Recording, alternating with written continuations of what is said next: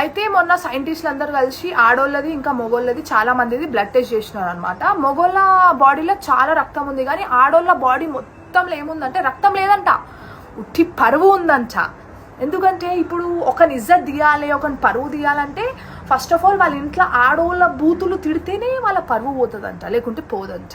ఇప్పుడు రేప్ చేసే మనిషి పరువు ఇజ్జత్ గట్లనే ఉంటుంది, మంచిగా ఉంటుంది, కానీ రేప్ సర్వైవర్ పరువు ఇజ్జత్ మొత్తం గాలిలో కలిసిపోతుందంట.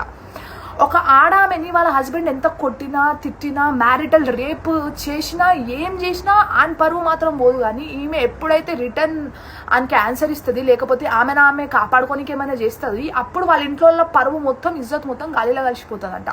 ఒక మొగోని రేప్ చేస్తే పరువు పోతుందా? పోదు. ఏమంటారంటే అబ్బా నువ్వు మొగోనివిరా బుజ్జి, ఆడోళ్ళు కూడా నీ ఎంకలు పడుతూ చూసినావా, ఎంత గొప్పనివి నువ్వు, ఎందుకంటే ఆయన రక్తంలో పరువు లేదు కదా.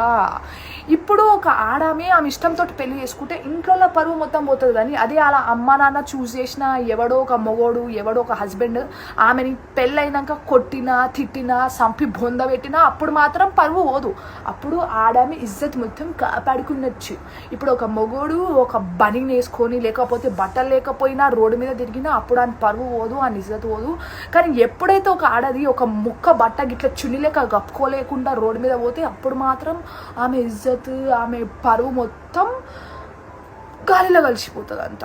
సో నెక్స్ట్ టైం మీరు పరువు అనే పదం పాడే ముందు అసలు పరువు మీనింగ్ ఏంటిది బాబు, అసలు ఇజ్జత్ అంటే ఏంటిదో ఒక్కసారి ఆలోచించండి. ఎందుకంటే ఇది ఒక అతిపెద్ద స్కామ్ పదం మన సమాజం సృష్టించింది ఆడవాళ్ళని కంట్రోల్లో ఉంచడానికి, ఆడవాళ్ళతోటి పపెట్ గేమ్ ఆడుకోవడానికి. పపెట్ అంటే ఏమంటారు, బొమ్మలాట ఆడడానికి. అర్థమవుతుందా?